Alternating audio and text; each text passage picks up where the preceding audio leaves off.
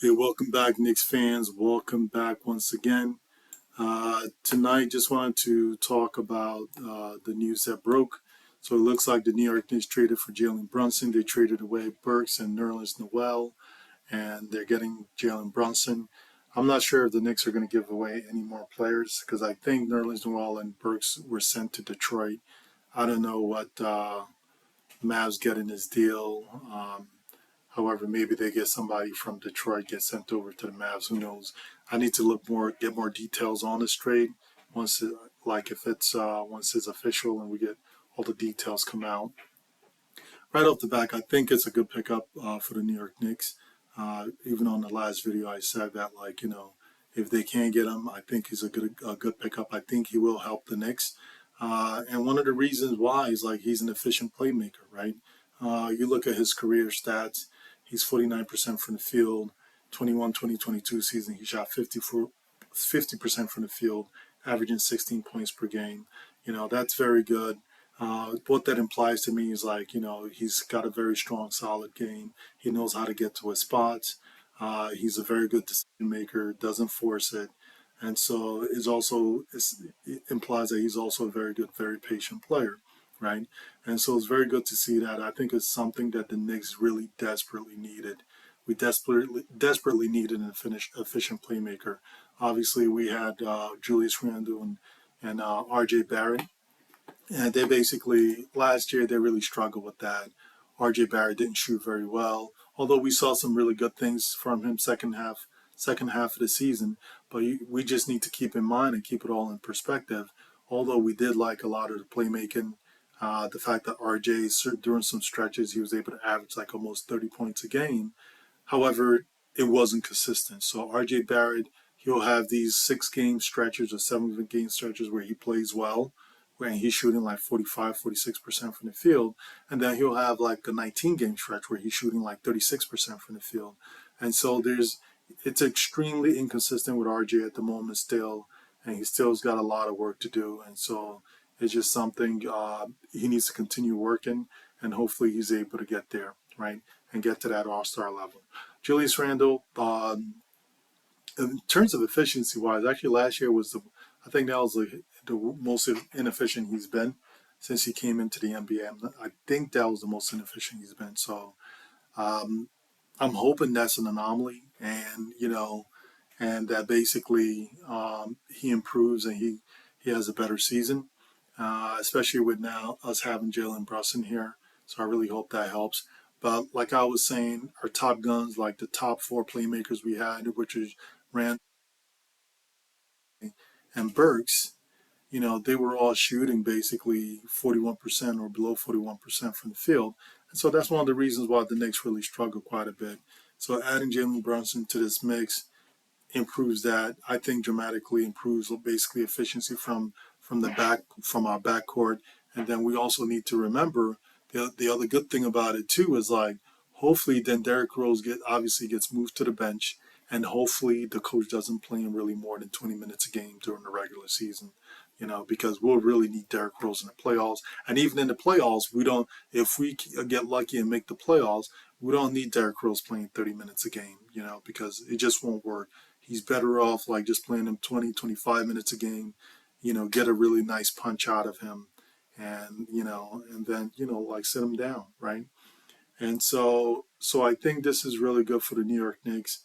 And, and I, honestly, got to give the front office some kudos because I was very critical of them, especially around their draft moves. I still feel they unnecessarily gave up too much draft capital to get a lot of this stuff done. However, it's all done. Let's move there. Uh, free agency is coming up, so we'll see what else they have up their sleeves, and we'll see basically what impact this actually has on the team going forward. And so the other thing we want to talk about, how did the New York Knicks, how were they able to steal away Jalen Brunson from the Mavs, right? How did this happen? And so the one thing I got to think about is it's Leon Rose and his front office, right? He's an ex-agent, and so he's got a lot of connections, has deep networks in his league. As an ex-agent, he's always plugged in, right? And he knows how to provide the incentives, I guess, trying to find a way. He knows how to provide the incentives, so both parties were able to get what they need done, right? In terms of being able to, trade players and things like that. And so you kind of have to give him kudos for having the deep network experience and relationship with all these executives, and kind of knowing how to maneuver, in these within these front offices, right? And so that's definitely a very good thing. So in terms of the network and the relationship aspect, you can't ignore the fact that Jalen Brunson was. I'm sorry, you can't ignore the fact that Leon Rose was Rick Brunson's agent, and as a matter of fact, Rick Brunson was his first client. And so you can't also ignore the fact that Leon Rose's son is Jalen Brunson's current agent, right? And then the New York Knicks also hired Rick Brunson as an assistant coach. And so, all this stuff is like, it just, I guess we shouldn't, I guess, shouldn't be surprised that he decided to come to the Knicks. However, it's me for me. I was always like, what, don't get your hopes up. Just wait and see if he actually come. If they're able to get him, great. And if not, hey, just kind of move on to the next one, right? And so that was really good. So the other thing too, I was thinking about how they were able to get steal them away from the Mavs is mostly, I think it was because of Luka. Now this is all speculation, and this is me just like uh, making kind of like making assumptions based on the little information that you get from TV, from what you're seeing on screen and on the court. I mean, Luka whines a lot. Luka is always whining. He seems like a very difficult player. I've seen he berates his teammates on the court. As a matter of fact, I remember seeing him berate Jalen Brunson on the court last year during a regular season game. Jalen Brunson just like you can tell he wasn't happy, and he wasn't trying to hear the shit from this kid, right? Sorry, guys. Sorry about the language. And so, honestly, he always seemed, Luka always struck me as a very difficult player. And so, and even last year, I remember reading an article, um, was talking about how players around the league don't like him because, he's always getting into it with people, right? He's always like, so he's kind of like a very combative individual. Basically, got the front office like fired last year, forced Rick Carlisle out. And as a matter of fact, in the article, I think they said that he cursed at one of the front office reps, told him to sit the F down or something like that. And this is at the point, what was he, like 2021? And he's talking to like probably a 50-year-old man. And so it kind of shows you the kind of person this kid is, right? It's weird. It's like um, not even having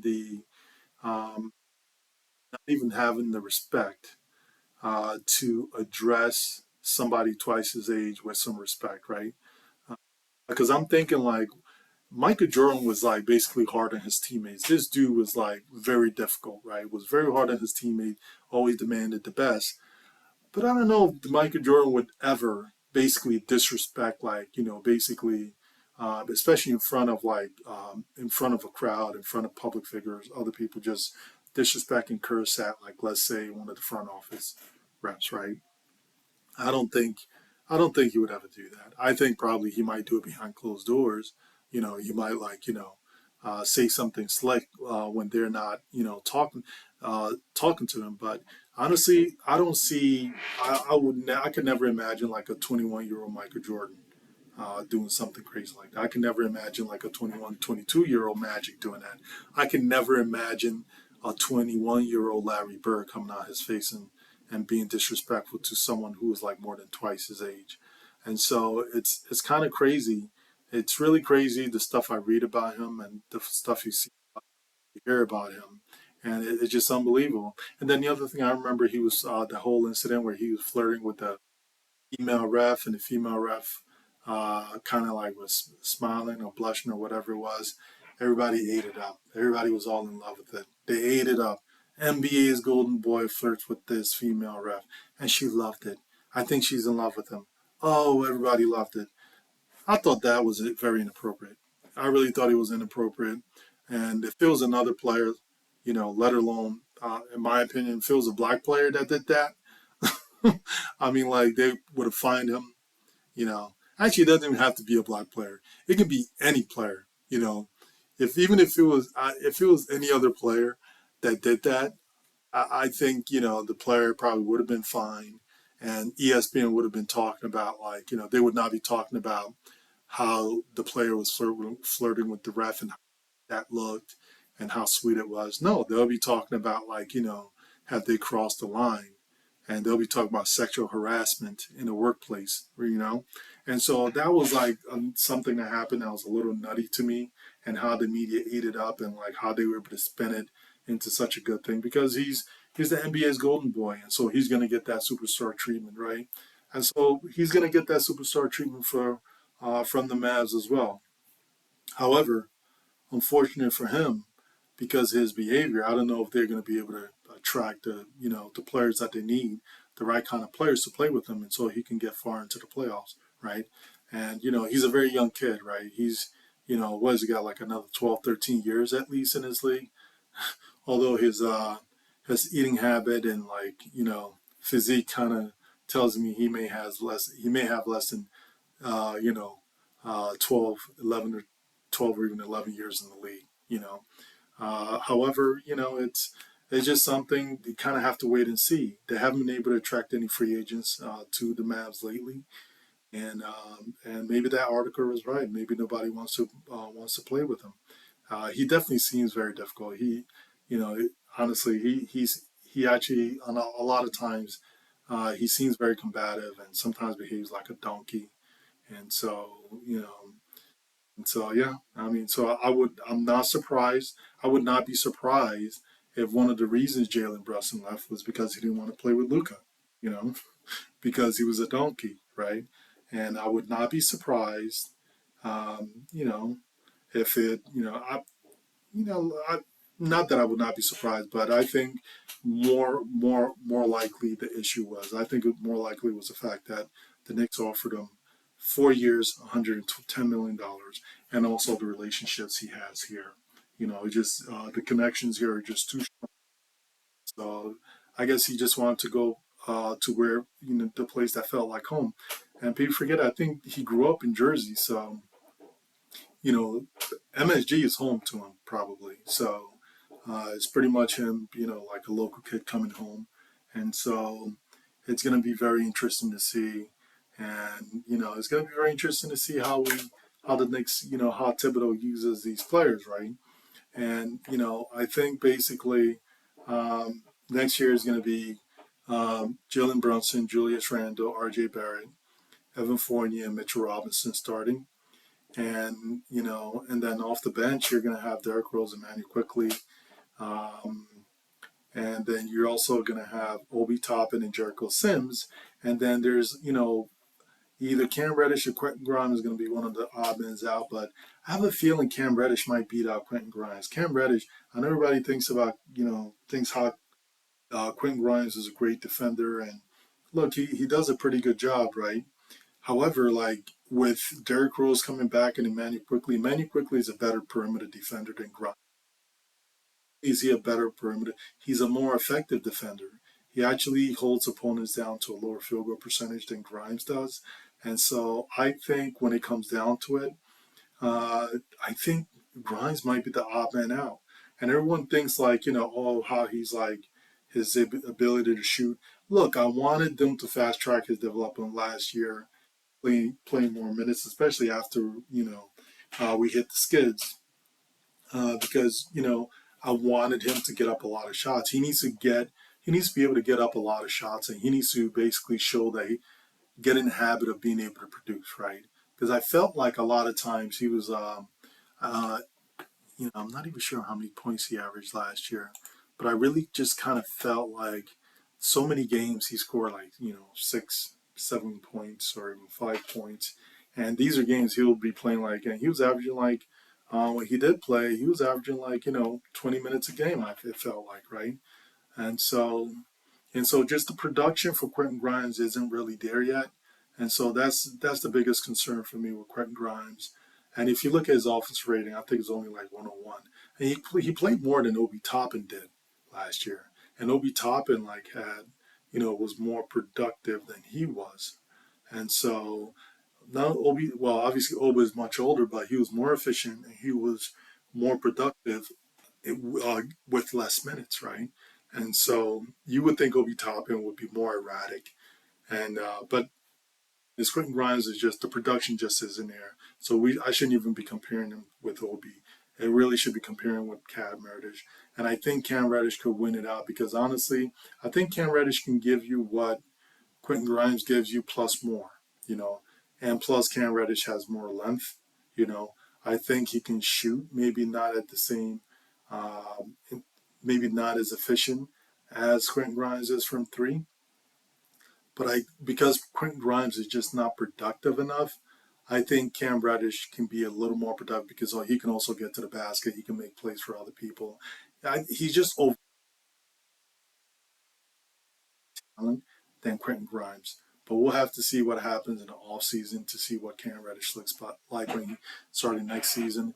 It's hopefully he's here, right? And so that's pretty much what I think the roster is going to look like next year in terms of who's going to play, and of course Miles McBride, given what's happening now, he's not going to get much time. I don't see him get much time. So it's Ryan Arcidiacono. I don't know. I don't know even know if he's going to be on the team next year. Taj Gibson, there's a possibility they might waive him. But we'll see what happens. We'll really see what happens. So it was really interesting, and it was a really good pickup by the New York Knicks. Kudos to the front office. Kudos to Leon Rose for they got this done, and it was definitely a good gift for the New York Knicks. He's not a superstar, but I think he's getting the Knicks. We're moving in the right direction, and like I said, as you guys know, I've been complaining about efficiency all year, and he brings efficiency. You know, to the Knicks, right? And so 50% from the field, 37% from three, and this is basically what he's been on his whole career. And so, that's what we have, folks. So basically, like, subscribe, let me know what you think. Comment below. I'll be more than happy to respond. Can't wait to hear what you guys have to say about this. Have a good night. See you soon.